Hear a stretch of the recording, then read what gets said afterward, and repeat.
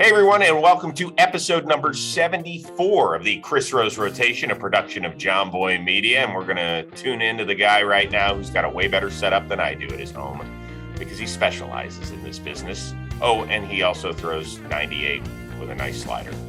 Trevor May of the New York Mets. Hey, bud. How you doing? Good. How are you? Oh, wow, man. I can't believe I have a nice slider. It's awesome. Can't wait for it to be great someday. Well, I only qualify it as nice in the offseason. Oh, gotcha. So, that's I don't want to give you all the accolades here at the beginning of November. I mean, come on. You're right. It is November 1st. Oh, God. You know that I officially have a 21-year-old now. Wow. When's the Vegas trip? You know what? It's interesting. So he's not a huge partier. He did that his first semester in college and kind of wore him down. So I think he made a nice promise to himself. He still likes to go out and have fun with his buddies and all that sort of stuff. But yeah, I think my wife really wants to take him to Vegas because she loves it. Awesome. When was the first time you went to Vegas? We went for my 21st birthday. It wasn't actually on the birthday, but my dad's a huge poker player. He actually played in the Senior World Series of Poker one year, but didn't win it or get the final day, but almost did. And he loves to go down and just he's like, you guys go do what you do. I'm going to play poker for 12 hours a day. And so we did that. And my brother-in-law went, and he's English and he loves Vegas.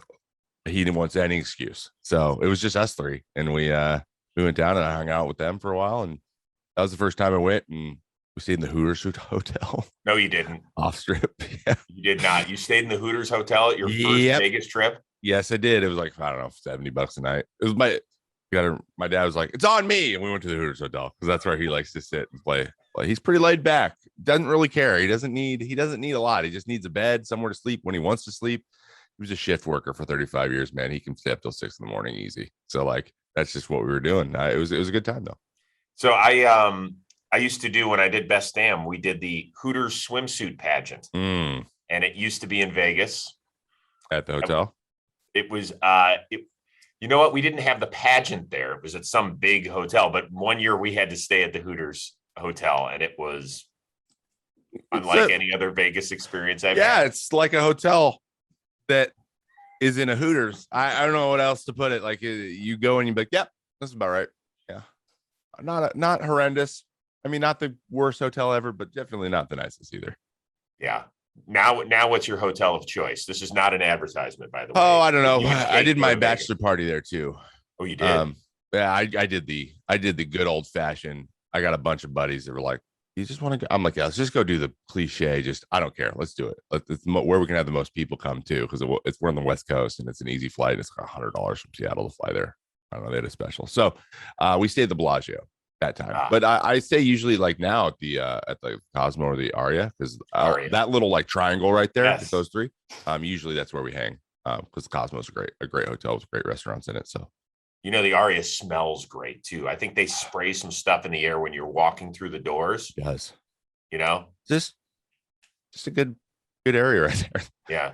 These are some major first world problems we're dealing with right now. Yeah. So I know you've been doing a lot of streaming lately, and somebody in one of your streams asked you about if you were trick-or-treating, and you said you were going to take, I think, your nephews. Is that right? Yeah. And somebody said, are you going to get recognized? And you were like, absolutely not. This is not New York. This is not Minnesota. Yeah. This is Washington. I will not be. Did anybody recognize you? Well, unfortunately, we had a little bit of an adult house problem yesterday that Kate was very stressed about. So we might have a water leak somewhere out from the main line to our house. So we're trying to figure out where it is, and she tried to take some initiative during my stream. The hot water got turned. She got very it just became a very flustered, I don't know what I'm doing situation. So we had to call a plumber. We had to this was half an hour before we had to leave, and then I was just like, I don't know if there's water leaking in our house. We can't just leave and not think about it. It's going to ruin the night. So I called my sister and I was like, hey, because we had just seen my nephews the day before too. So okay. We saw them at their soccer matches. We'd see them. We've been home for 4 weeks now, and we've seen them every weekend. So so I was like, hey, will they hate us if we don't come? She's like, Trevor, they're going trick-or-treating with 11 of their friends. They're not going to even remember that you were coming. It was mostly for us, and it's fine. I was like, okay. She's like, yeah, just fix your house. So that's what we had to do. But I guarantee you, no one would. Only people that would have known who I was the people I was related to, and then maybe some of the friends' parents that they told. But other than that, no, I wouldn't have been. There's no way. Well, maybe next year I'm going to give you a very early Halloween homework assignment if you are not partaking in the World Series at that time, which is the hope. That you have to wear a 65 Mets May jersey. You have to go dressed as Trevor May. Please do it. It would be amazing. Okay, I'm going to need this clip, though, to post with the picture that I'm going to take of that. So everyone's like, really? I'm like, hold on. It was a dare.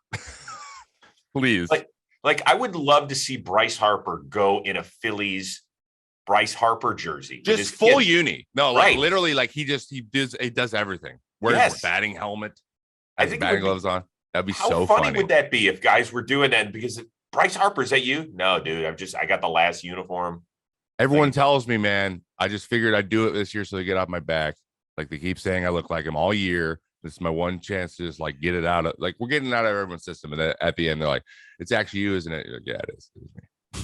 Were you had to have been a huge trick-or-treater dress-up guy when you were little with your imagination? I definitely was. I have a couple best friends too that were also like that. We're nerds. So we were just doing all kinds of stuff. And trick-or-treating was huge in my small town. Like that was a big event.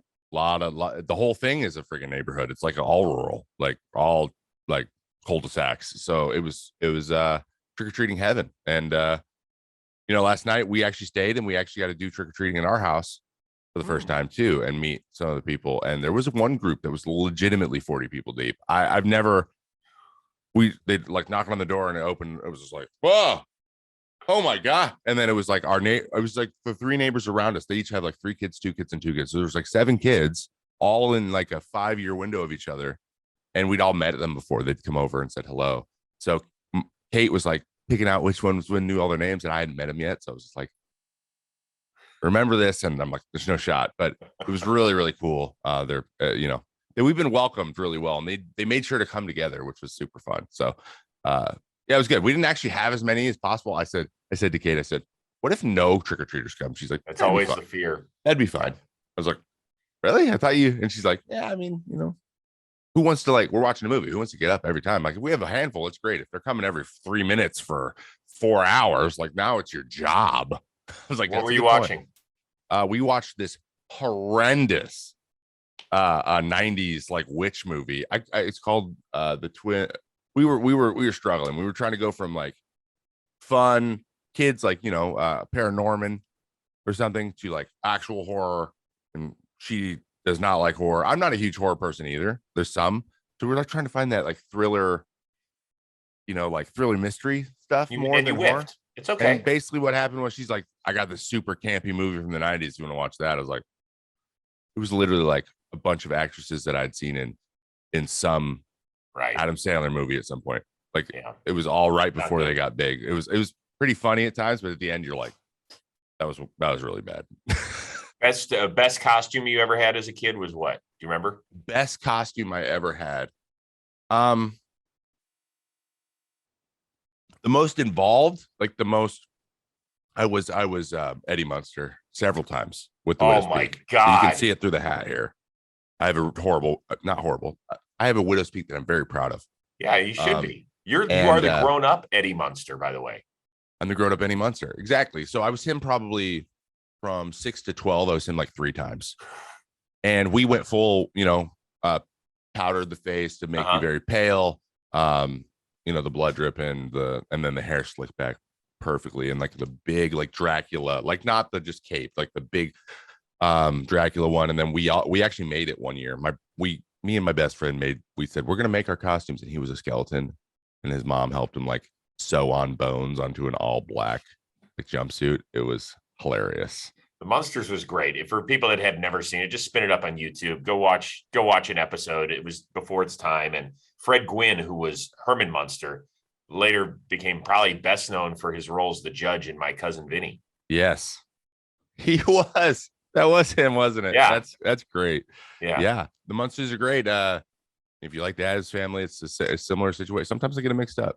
So the two Utes. Did you just say the two Utes? Yeah, these guys, the two Utes. Oh God, Al Pesci. Yeah. Funny fun fact about him. Did you know that he would not do Home Alone unless they let him do the like his gibberish like swearing? Like he made that up. He's like, I can't do a movie unless I can fake swear. So they're like, really? He's like, yeah, I'm just gonna go. And they're like, okay, as long as you're not swearing because it's a kid's movie. Like, okay. And then that's how they got him to do it. He wasn't gonna do it. Good one. He swears in every movie and he thinks it's like part of his. He's like, it's part of my brand. I have to. I'm a heavy all the time. Okay. Now I'm a funny heavy. It's good though. I like it. Yeah. Fun. Hey guys, I want to talk to you about something occasionally you don't want to talk about. ED. It happens. It's nothing to feel bad about. The question is, how do you take care of your business? Well, that's where our friends at GetRoman.com using the code word JOMBOY can lend a helping hand and a bunch of ideas. Now, with that code word JOMBOY, you're going to get $15 off your first month of treatment. Here's what you do. You have a phone consultation with a U.S. licensed practitioner. Then they're going to figure out, how do we treat this thing? If medicine is involved, they're going to ship it to your house. It's going to get there in 2 days. Voila. That means there's no doctor visit. There's no standing in line at the pharmacy. Nobody has to say, hey, here's the deal. I'm going to fix you up with ED treatment. No, you take care of it over the phone in the comforts of your own home. So yeah, there might be a little uneasiness talking about it at first, but let's be honest. You want to take care of this so you can take care of that someone special in your life.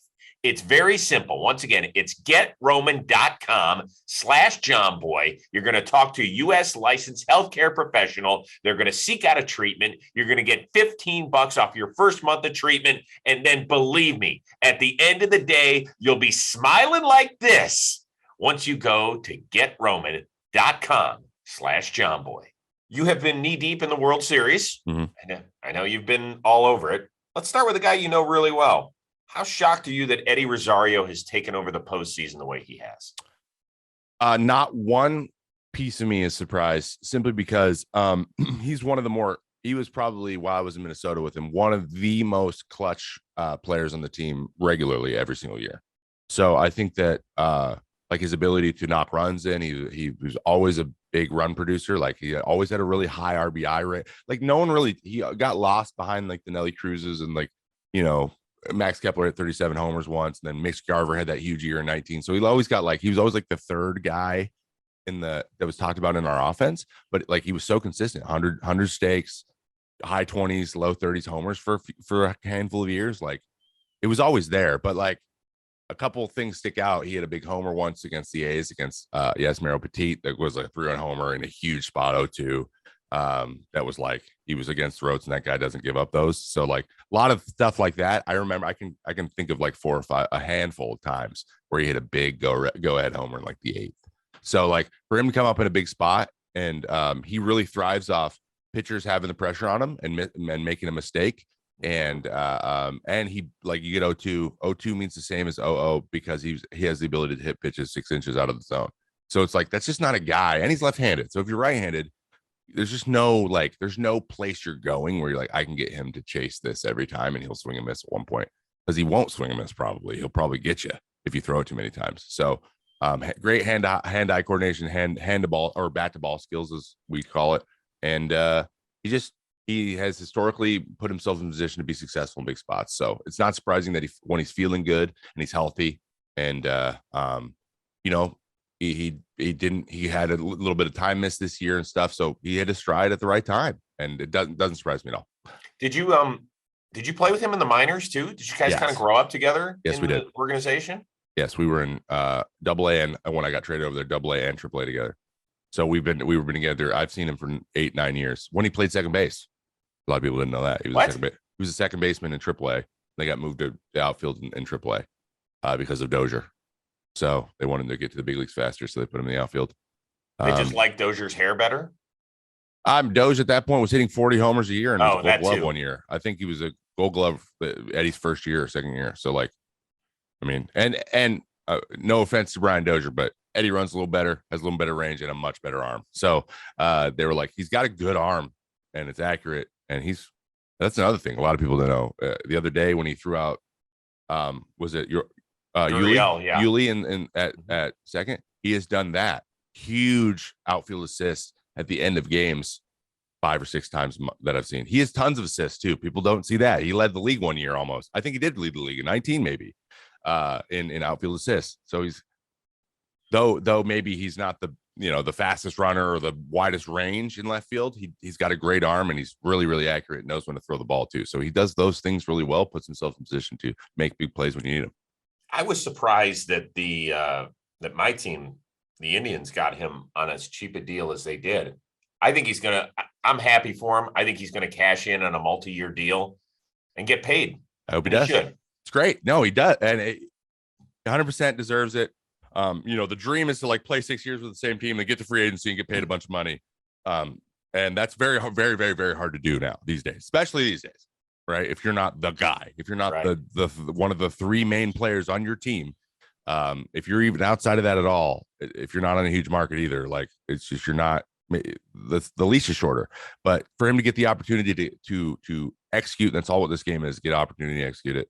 And to get, like, if this really pays off for him, I hope maybe Tuesday he has a huge game and gets the end up, because he's close. He's in that conversation for the World Series MVP after all these big. He made that catch the other day and that throw against Gurriel. Like, he's made that catch too. He just threw it up like, please, and it got it. And I was like, that's such an Eddie catch. Just like late, just throw the glove up and he just happens to swipe perfectly and it goes in his glove. I'm like, that was awesome. If he goes like 3 for 4 and like hits a go-ahead RBI or has 3 RBIs, he could be the World Series MVP and the CS MVP, and that will get him paid. And I'm happy as hell for him. Any good stories about him behind the scenes growing up? Anything funny?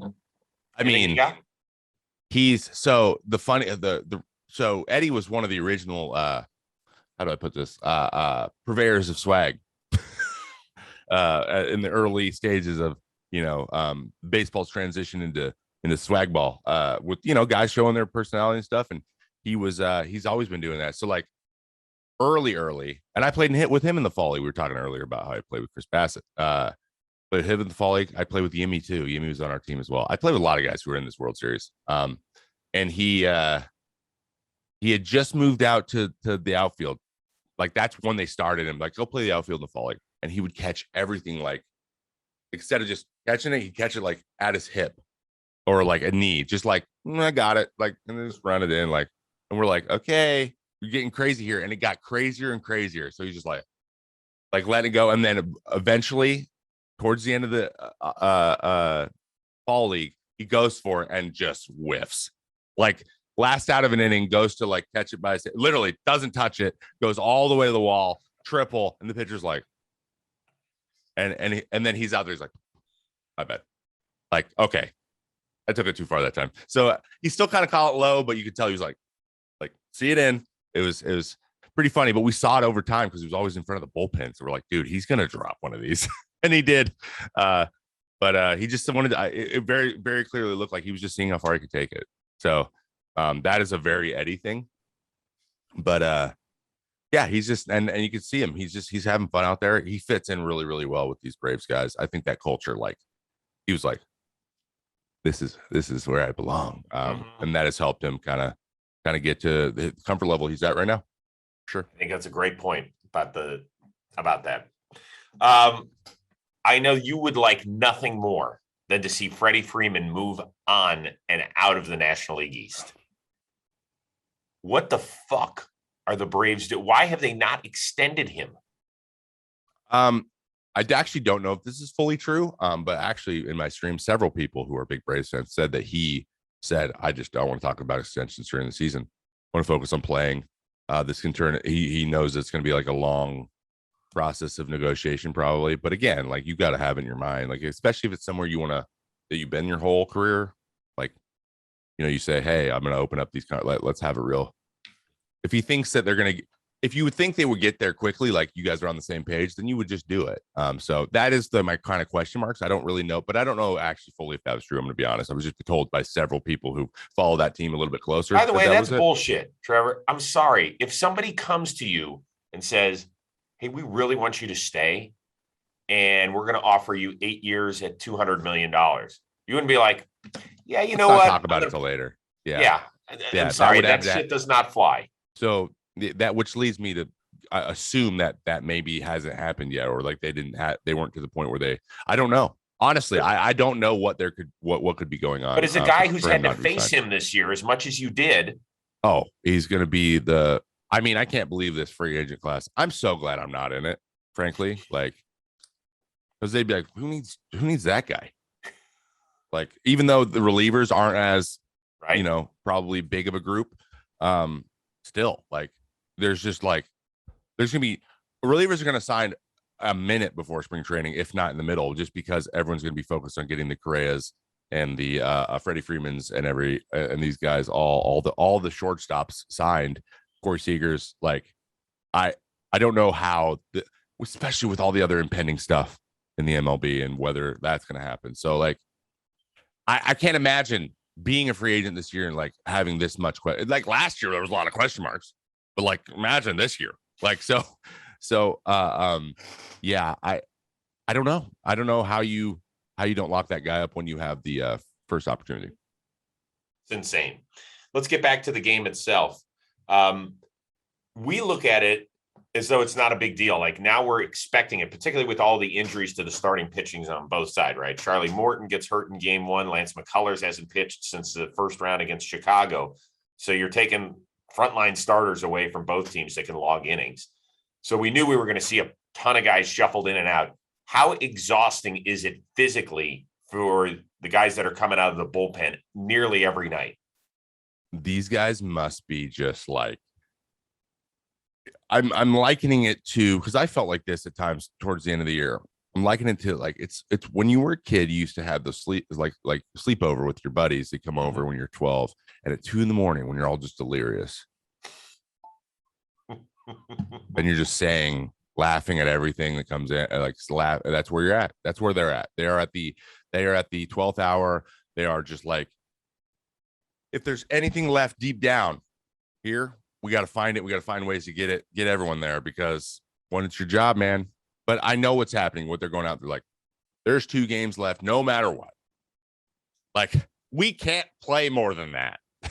So we're done. There's 18 innings to cover, guys. And like, as long as it doesn't fall off in the middle, that's what we gotta, that's what we're working with. So go out there and give every ounce of everything you have left, and make sure that tank is on absolute zero when we leave here, whatever happens.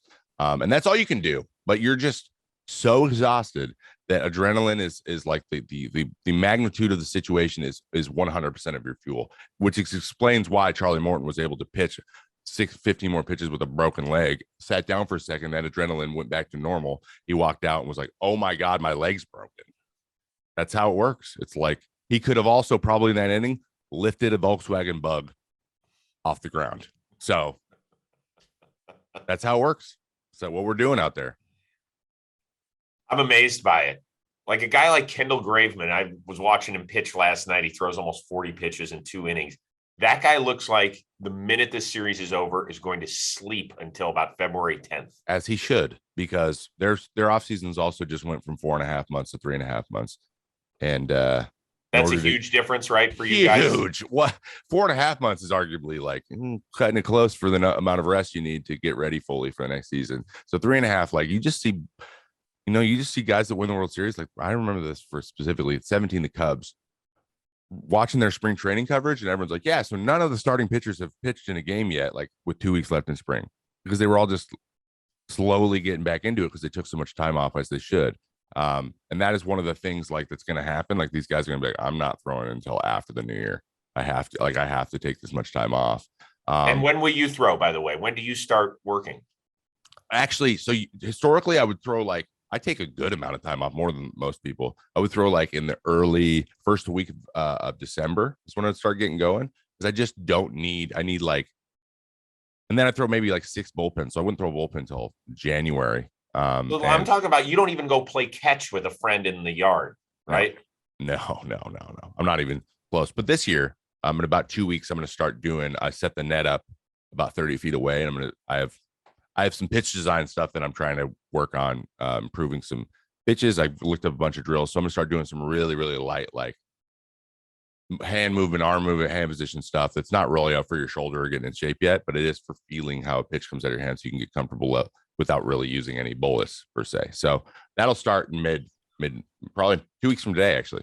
Hey guys, you looking for that perfect holiday gift? Well, don't wait until the day after Thanksgiving.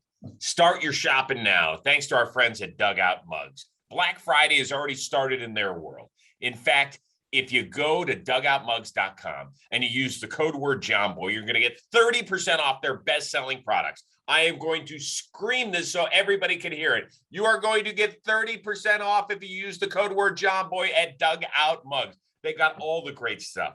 Look at this, made out of the wood baseball bats. I love the engravings. Yeah, if you really want to be cool, you can get the Chris Rose rotation engraved on there. You got the wind up. We've got the knob shot, which I always love doing the cool sound with Plouffe every day on Baseball Today. There it is. And I can't even find my bottle opener. One of my friends loved the bottle opener so much, snaked it right out of my house. I'm going to have to go get that guy. You know what? Don't just take my word for it. There are 20,000 5-star reviews on Dugout Mugs. So if there's a baseball fan in your life, whether it's a family member or a friend, do the shopping now. Use the code word JOMBOY at dugoutmugs.com. Save 30% off. I guarantee you it's going to be a home run. All right, let's get back to the series here. I've been reading a lot of stuff on social media about people saying, well, all media members do is complain about the length of games and this and that and the other thing. I want your opinion from a guy who plays it and loves the sport and watches it all and consumes it. Should we be complaining, or should we just be accepting of this is the way the game is played and let's adjust with it? Yeah, I think that there's several parts to that narrative. It's not just like it's not just like media members like pulled that out of thin air. Like they have a personal feeling that games are too long and that is affecting it one way or the other. It starts with the front-facing strategy that MLB have shown with how they change things too, because the purpose behind that is to shorten games and quicken, or at least up pace of play, meaning it's more smooth and consistent, even if the game is still 3 hours long. They're going to be 3 hours long. That's how long baseball games are. They're 9 innings. It takes a very long time. It's just, but the World Series has been exceptionally longer. And I know from having worked in television, the breaks are longer. I get all that sort of stuff. Breaks are longer, and there's about 100 pitching changes. Starters don't throw deep into games or get quick outs. Like it's just, that's all factored in. And World Series though, that is when like people caring about how long the game is goes away. It's like a movie. People want the game to be close and exciting for 4 hours, and that's great. It's like you go in a movie like, that wasn't long enough. It could have been longer. It's different, but regular season, I can see how it become an issue because you need ratings regularly. But in the World Series, like it's the World Series. You know, there's one game on. It's the only game anyone can watch. Any baseball fan would be watching that game because it's the only one there is. So like, pace of play, I don't think is going to have such a big factor in like huge playoff games. Like slowing that stuff down and really like squeezing that moment, all the juice out of it is more important than it getting done quickly, I think. But aggregate in 162, when feels like there's kinks in the hose everywhere and you're just like it's just the game stopping all the time and you guys are like trying to figure out what's going on. Like that's just gets people like, all right, what's on? Is there friends on somewhere? You know, like sometimes you get there, and I'm trust me.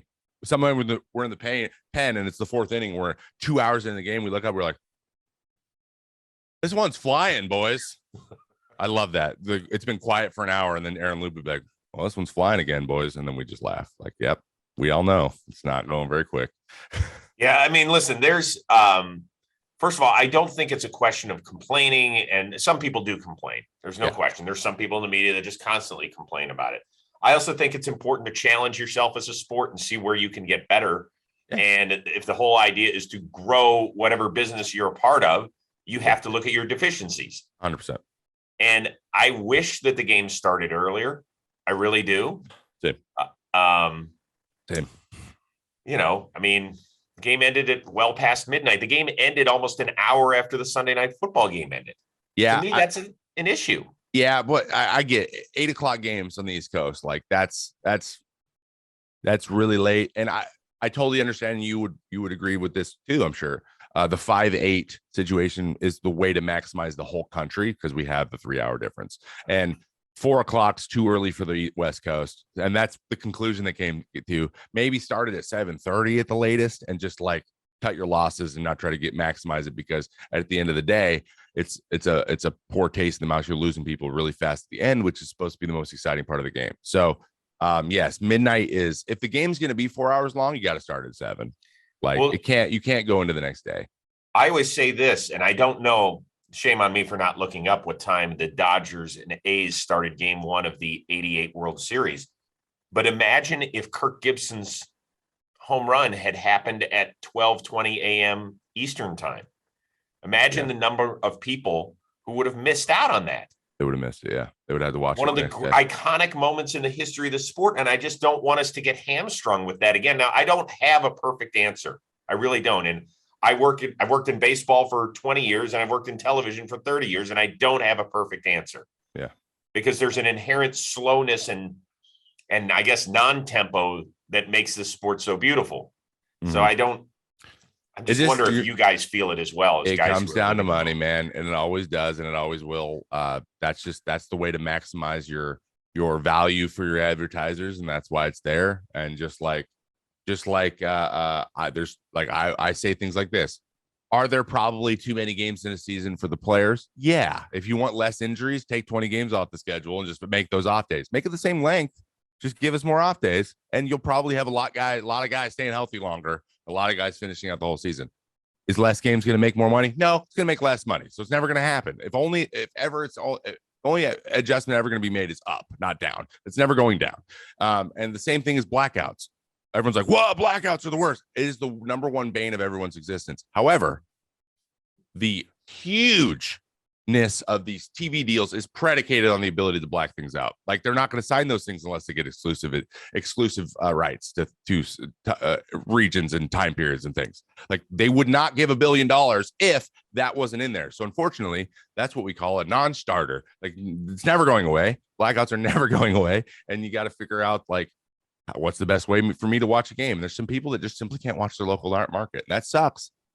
But at the end of the day, it's a business, and that those decisions, I don't make those decisions. Right. Like travel, game times, getaway days, all this stuff. It's not for me. And playing baseball as well as I can. It's so that most people can watch the game, and you can really, really take advantage of two large markets playing each other. And that's why we're always in it, because we're a gigantic market, and that's it. That's just the way it is. And it's frustrating, but it's, again, we're not in the conversation there. We're not even on the list of people they care about having an opinion about that. It's the people that are watching. And guess what? We're entertainers. It's like someone who's on Broadway is like, too many shows. You signed up. That's it. I know. Yeah, I know. And by the way, if you were to play 20 less games, you would get 20 less games paid too. Yeah, that would happen, even though it's the same amount of time. We're just not at the field. I don't know. We can talk about that all day, but yeah, not going to the field once or maybe twice a month is kind of like crazy if you really think about it, especially if you're a trainer and you go to the field every day, no matter what, and never stay at your house for a whole day or go do. I know. Ever. It's brutal. They did it, like, our training staff. I think they told me there was 3 guys were like, I fully didn't come to the field maybe 3 or 4 times this year. That's like, brutal. That's insane. It's hard. But you also signed up for it. Shit is something else. I'm just kidding. Don't. We love them. We don't want them to go anywhere. Let's bring in our producer extraordinaire, Robbie Shiraka. Robbie, turn your camera on for a second. You were sending me a bunch of notes about the 88 game 1, and this is as confused a homework assignment as I've ever had in my life. What are you trying to tell me? Sorry, you asked the time for the start. Yeah, I wanted to know the start time of game 1 of the 88 World Series, which was played in Los Angeles. Yes, it was 5:35 local time. The game started at 8:35 Eastern. Yes. Yeah, that's what it says here on Baseball Reference, according to Baseball Reference. Awkward. You were going to make a point, and it's the opposite point now. And the game lasted 3 hours and 4 minutes. 3 hours and 4 minutes, correct. So it was wow. roughly 11:40 p.m. Eastern when Kirk Gibson went deep. Yes. A, that's shocking. But B, it's also about 40 minutes earlier than Still Game 5 ended in the World Series, which started, thank you, Robbie, which started about 20 minutes earlier.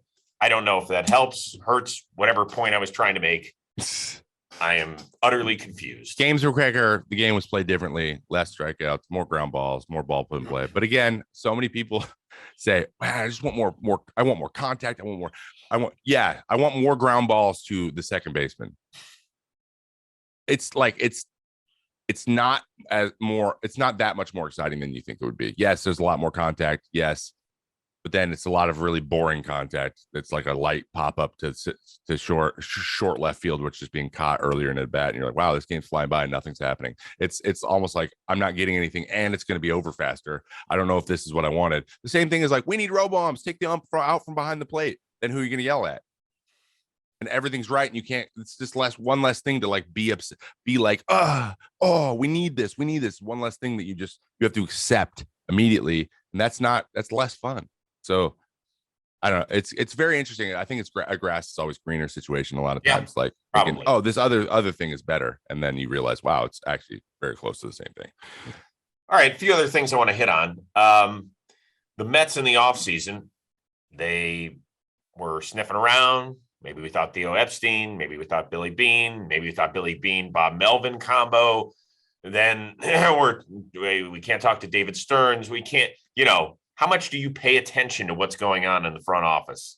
I'm going to be honest. This year, I probably paid attention more than I've paid in the past because, the Twins also went through a little bit of a renaissance when I was there where a lot of people that I came up with are gone and they had to get new people. So I just kind of like met them as let them handle it all as they make decisions. I will make myself as available for those people as possible. And I plan to do the same thing here. But yeah, when it comes down to that stuff and I have to I don't not temper hopes, but I get, I stream a lot of people like, why are we failing this offseason? Like, first of all, no players can even talk to anybody until after the World Series. Like nothing can really happen. Nothing's going to happen in a real big way, guys, until the World Series is over, because a lot of the people probably being approached are with some of the teams that are here at the end too. Like those guys are highly sought after. And, we're not hiring someone off their couch mostly. Like they're somewhere in baseball and they're probably still doing some sort of baseball duty right now. And so there's that to factor in.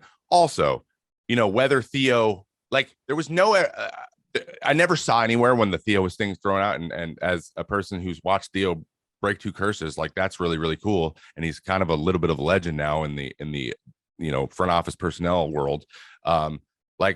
He took a job earlier this year with the front office working on changing the game of baseball in the league aggregate is the league office. So that's very purposeful getting that job. So it's not surprising if he's like, oh, I just want to do this. Sorry guys. I didn't know that sorry. And and that's kind of what happened. He was just like, I don't think I'm going to be a GM again. That's basically from what I understand. He was just like, okay. And then the David Stearns thing, he was with another team. Some stuff has to happen. You can't hang your hat on that. But you understand the Mets fan base panicking a little bit, don't you? I fully get it. And I fully get, especially with the recent past, it just feels like another thing.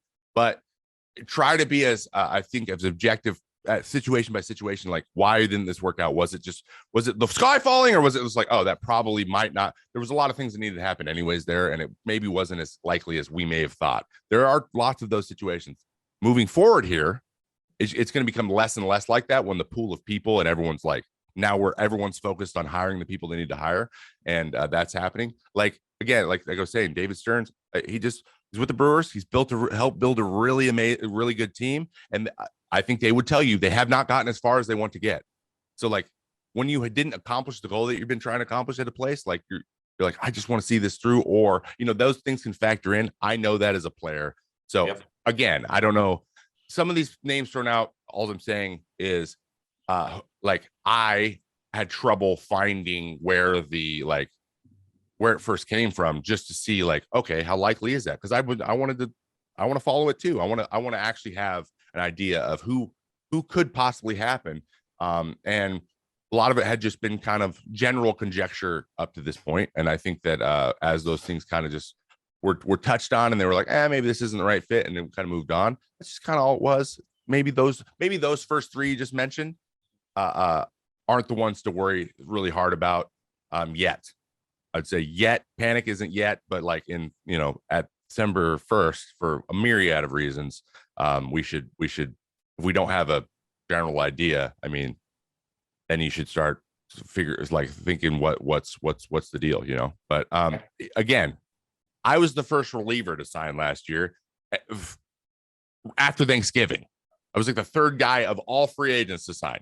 So there's gonna be that, and then add the players too, because players are gonna be part of this too, not just front office and coaching staff. There's gonna be like 10, 15 guys that are asking for over $150 million. Like, they conceivably get it. There's not that many teams that are going to pay that much money to that many different players. So it's going to be a very interesting, not only that, in the CBA stuff and luxury tax, we don't even know what it's going to be. Like, there's a lot that's going to have to happen and need to happen. It's just a lot of work to do, but there is a path.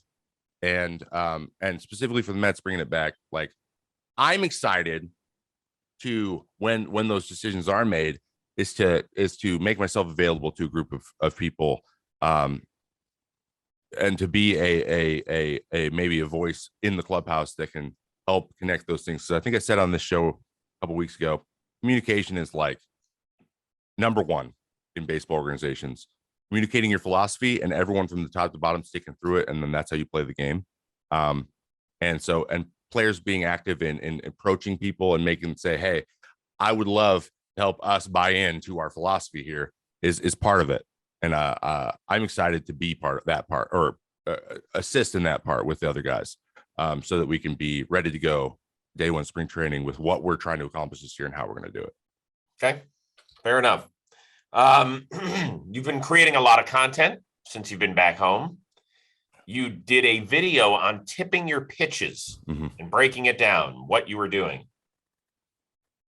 Some people are saying you're nuts to put that out there, because now hitters can watch and they can say, oh, I remember when Trevor was doing that. Now he's giving me the answers to a test. Yeah. I can always change the answers. And if that's something that you guys want to, it's the same thing as like, how do I pitch a guy? At the end of the day, like, I face you 9 times, how I'm pitching you. Like, I throw 3 pitches, man. I'm not like making up pitches. So like, it's all about, there comes a point at the end of a season where it's execution.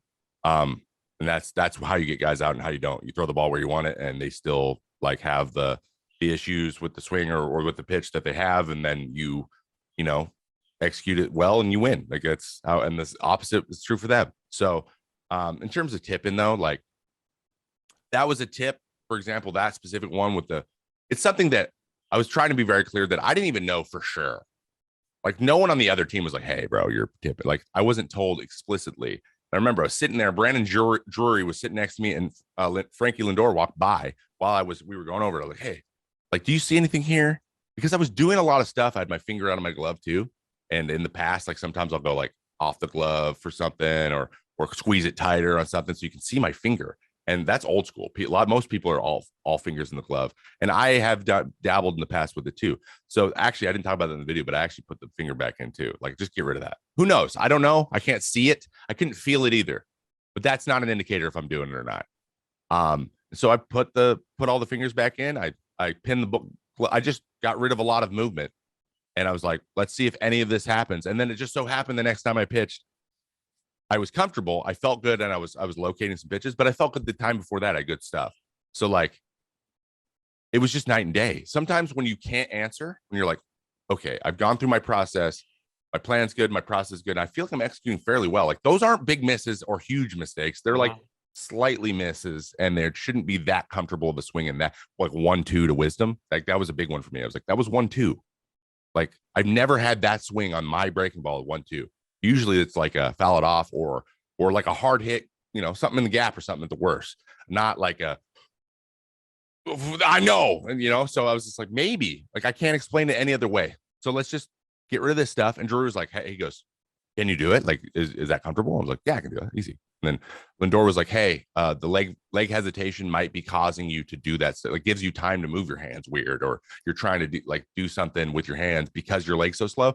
He goes, in Cleveland, you move when you were like up, down, walk back, get up, down, walk back, get up. Those days were the days where like, ugh, it was the toughest guy to hit. So I just did it one day and then I punched out the side. So I was like, not saying that like that was the cause, but if it was or wasn't, it worked out either way. So it was a good change and it reset me. And then I went on a run after that again. So like sometimes you have to do stuff like that. Guys do it with their swing all the time. They're like, am I like one day they're tapping their foot, they're not moving their foot, and the next day they're just huge leg kick, like knee to chin, boom. And they're just like, I don't know if this is going to fix it, but it's different. It feels like I'm taking action to get that, and we'll see what happens. And sometimes you got to do that stuff. So it was a combination of those two things. When it comes to that, like I'm not going to make a tipping video every time. I just got asked that question with 2 minutes left in the MLB radio show. Literally, we had 96. So like 90 seconds. So like, all right, 90 seconds. So like, hey, Trevor, tipping pitches. Do you think Framber was tipping? I was like, you asked me about tipping pitches with a minute left. I could trust me. I am tipping pitch. Every year I have to fix a tip at some point, make an adjustment. Well, I know that people really appreciated it. Yeah, it does. It takes us somewhere where we haven't gone. So if you haven't seen that video, go check out Trevor's YouTube channel. It's really, really good.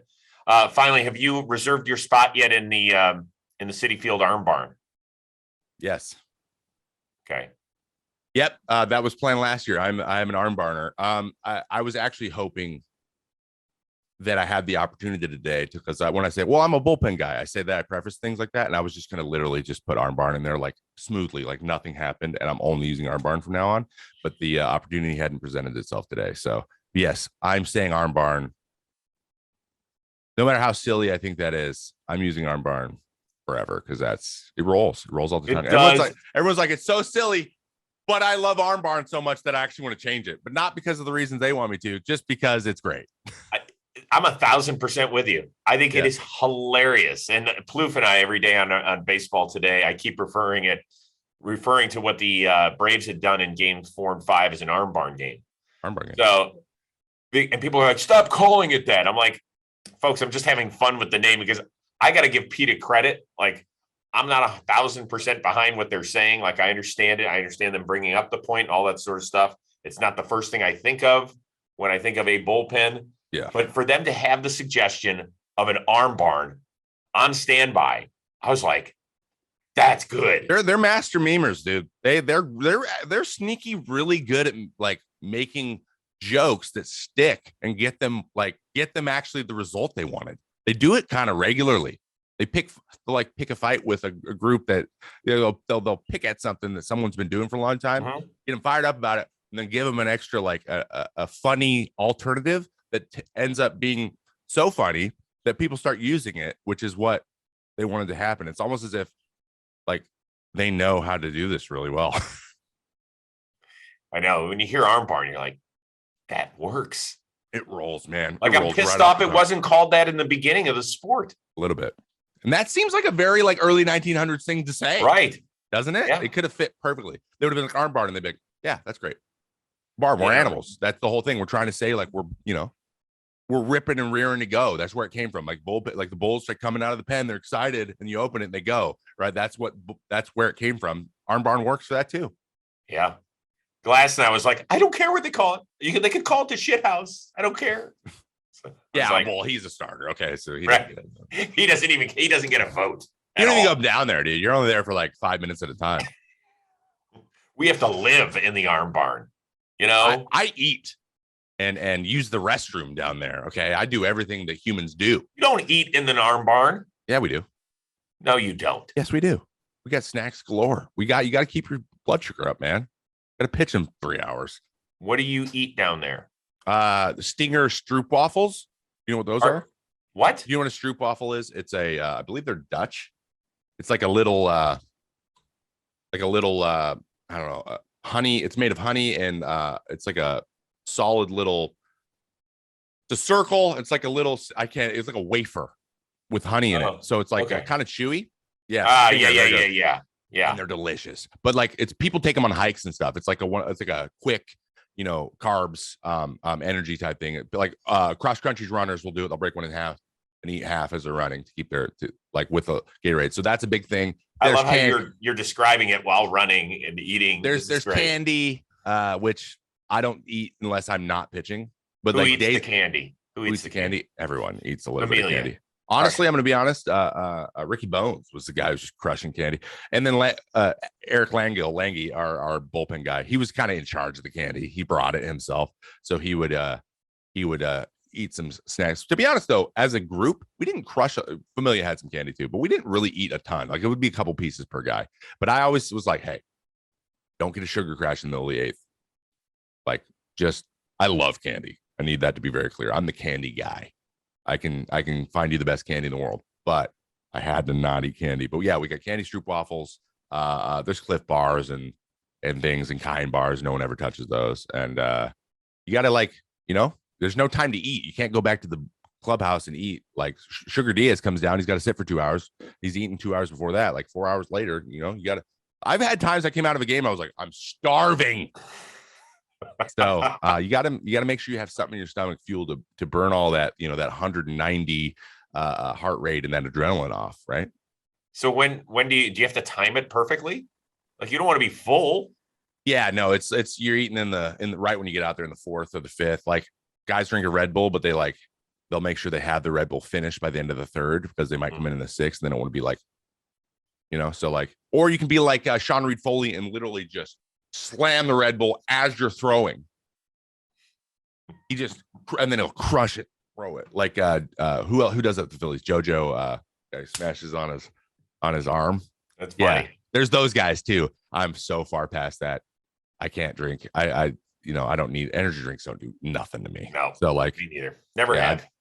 I just gotta. The nap does it for me now. That's my energy. God, I'm so old. What the heck is happening to me? Welcome. Life's happening. Well, listen, dude, anything interesting coming up on the Trevor and Kate May world in the next couple of weeks? You want to let us know about anything interesting? Kate is going to Mexico for a week. Right. I was invited. Now I'm not. Right. Remember? So I get a week home where I am the cat's parents, and I have actually scheduled a couple of days of running errands out in the world because I will not leave the house for 7 days if I don't. But in terms of some content and stuff, I have a really, really great next video that's in the vein of the tip and pitches one. That is a recap full of my season where I go over my goals from before the season, traditional statistics, and then into advanced analytics, how I looking at how I did success or not, and then the goals for this coming season, 2022, and then the plan for how I'm going to achieve some of those things. So it's going to be a little bit in depth. A lot of graphs and baseball savant data and showing grips with my stuff. It's all recorded. We're editing it now. And I think it's going to be really interesting to a lot of people. Just like I get asked, like, how do you get ready for the season? This is what we're working on. And then, next year at this time, we can look at what I did and what I didn't. Do it again. Very good. Well, once the season is over, we're going down to once a week on the Rose rotation. Yeah. But I would like to do one before December 1st. I think it's really important to get a bunch of you guys together because I know that you're big time into what's going on with the collective bargaining agreement, even though you're not technically a player rep. But like Glass now is, Miguel Rojas is, I think that Giolito is as well. I want to get a bunch of you guys together so that fans can understand where you guys are coming from once this collective bargaining agreement expires. I love that. I think it's important to understand what is being talked about. Yeah, and I love that. I love that we have some reps there because it'd be really interesting, especially guys like Miggy Rowe, who I know he's really active and he takes those responsibilities really seriously. And I would love to hear his mindset too, being the rep for another team, like, and kind of being the mouthpiece. I know he's spearheading a lot of like their collective group think because he's the veteran guy and he's the one. Like I know that he is the leader there and that he has a lot of influence too on younger guys and what they're thinking. So like it's going to be super interesting to hear where they're coming from because their organization is very different than ours and where they are in their careers is very different. So they might have very different opinions on where things should change than me because been a free agent. I'm going to be a free agent soon. So it changes. A lot of that stuff varies. based on where you are in your career. And that's going to be super interesting. And obviously Glasnow is always a very intelligent guy as well. And that won't hold anything back either and say what he thinks. But, I'm excited to hear their opinions and just like maybe ask some questions and like, see, well, what do you think we should do? Like, I want to have a real conversation with some guys, and that'd be a great opportunity to do it. I didn't know you were going to do that. I'm excited. All right. I'm going to put us all on a text chain. We're going to have it. We're going to have at it. We're going to solve all of baseball's problems in an hour of the Rose rotation. That easy. Awesome. Well, listen, this hour flew by. Holy smokes. I cannot believe this is it. This is it.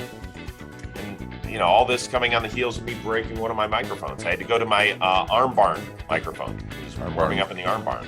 Well, at least you had one. That's good. That's true. Always have a backup, guys. Always have a backup. That's the key. Trevor, it's great seeing you. Shout out to our producer, editor extraordinaire, Robbie Scirocco as well. And thanks very much to you for hanging out on the Chris Rose Rotation, a production of JOMBOY Media.